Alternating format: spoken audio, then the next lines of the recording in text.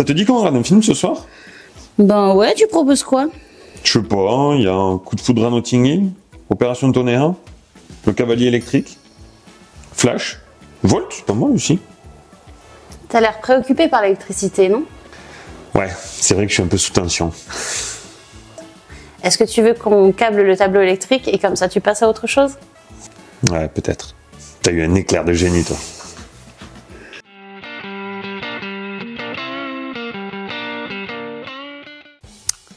Je sais pas quoi dire.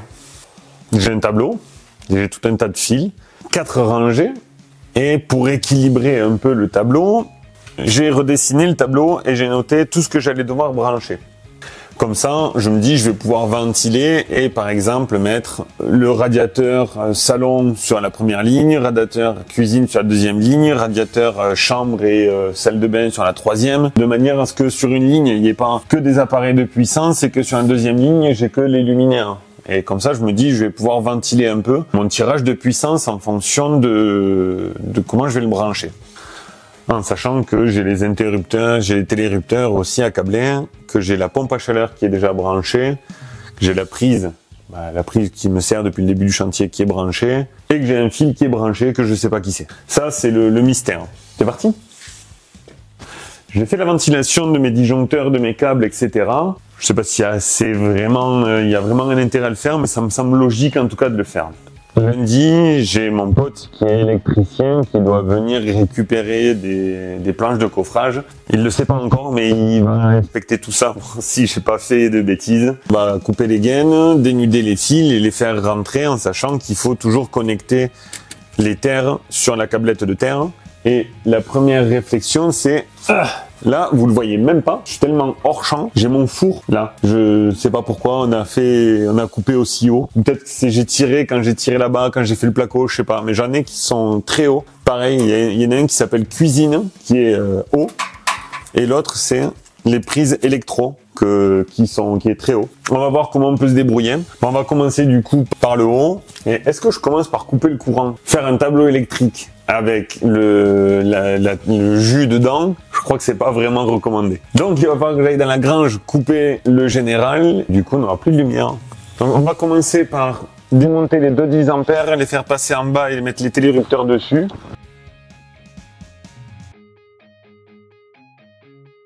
Donc maintenant on peut sortir les 10 ampères et si j'ai tout bien compris, on câble le télérupteur dans le 10 ampères et on vient mettre tout ça sur le rail.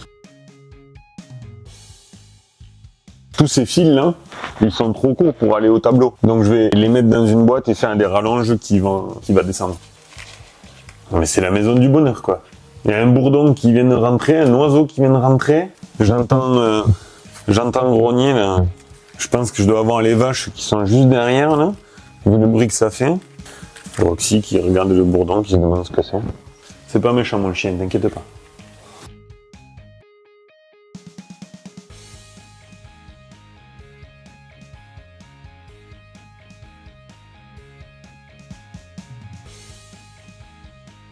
Je viens de faire le point. Il me manque un 20 ampères pour, on a dit, les prises buanderie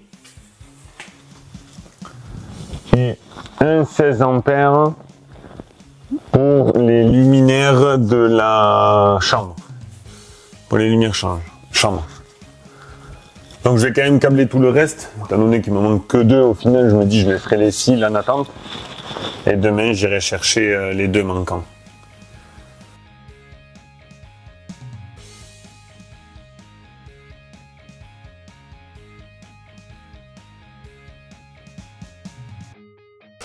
Donc ça c'est le télérupteur du salon, la terre elle va là. Alors le fil bleu se câble sous le DPM classique comme si c'était un branchement standard.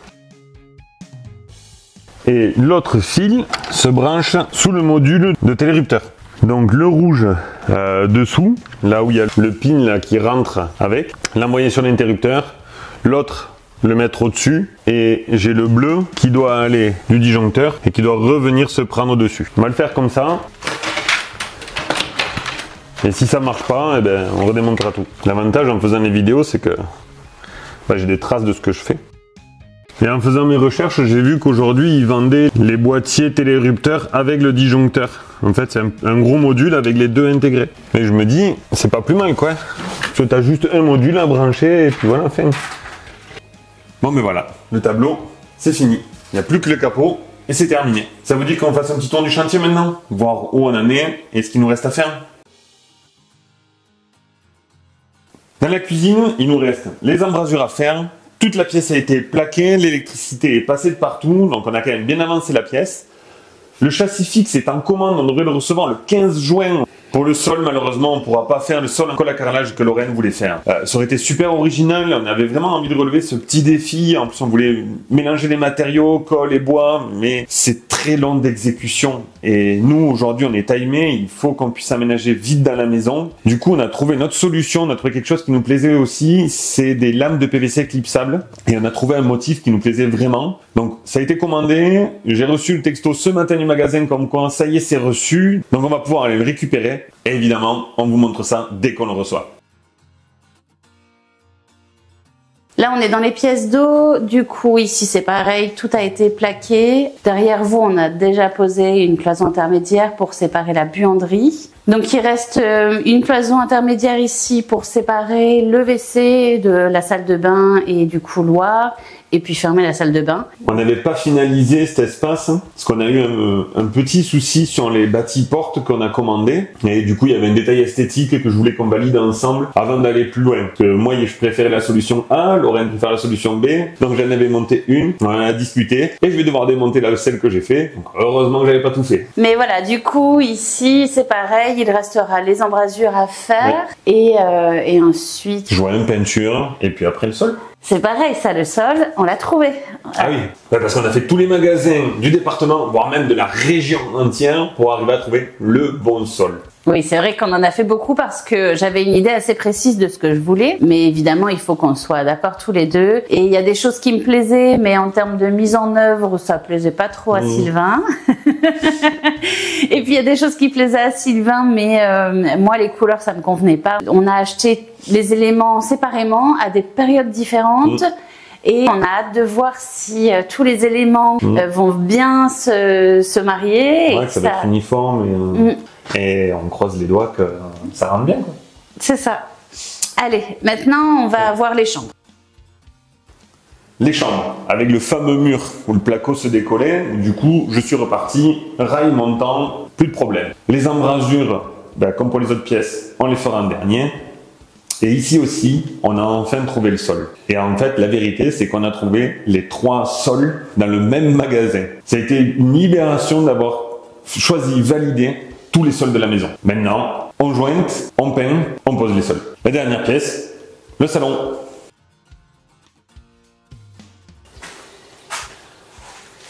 Si c'est peint, c'est pas que j'ai commencé les finitions, c'est que je suis en train de poser le châssis de la porte à galandage et que je voulais juste mettre un petit coup de blanc pour pas qu'il y ait de démarcation quand on ouvre la porte et qu'on voit le fond de mur. Ici, on a attaqué toute la partie placo.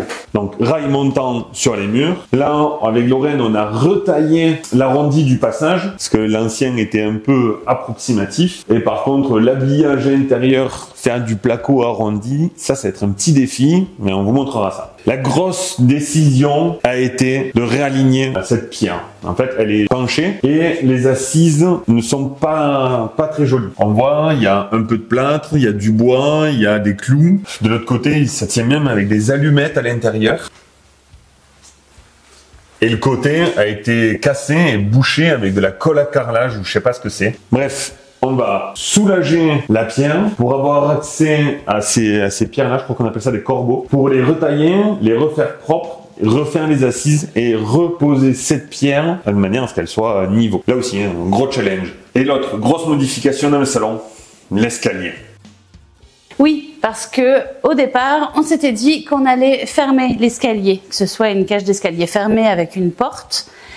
et que du coup le bruit ne monterait pas et ne descendrait pas trop non plus, puisqu'à l'étage ce sera les chambres des enfants et leur salle de jeu. Mais pour plusieurs raisons, entre autres le fait que le salon est déjà petit, on a décidé de ne pas fermer la cage d'escalier pour donner à cette pièce une impression un peu plus aérée. Et du coup, on va avoir un petit défi à relever parce que comme on ne ferme pas en bas, il va falloir qu'on ferme en haut. Et là, je crois que Sylvain, il a perdu quelques cheveux à force de se les tirer pour trouver une solution. Comment on fait un plafond quand on a une charpente à 12 mètres là-haut? Il va falloir réussir à faire un plafond plan à 2,50 m, mais je sais pas comment on fait ça.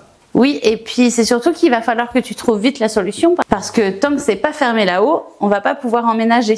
On peut pas mettre un rideau?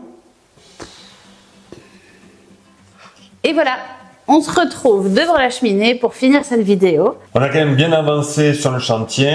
On a pris un peu de retard, mais là on avance bien. Et une chose est sûre, c'est qu'on aménagera dans l'été. Ça ne veut pas dire que les vidéos s'arrêteront cet été. On a quand même beaucoup de travail derrière. Je vous rappelle, il y a le studio à faire, il y a l'étage, et puis après il y a le garage, la longère, la grange, bref. Alors de base, la maison, c'était l'étape la plus rapide et la plus facile.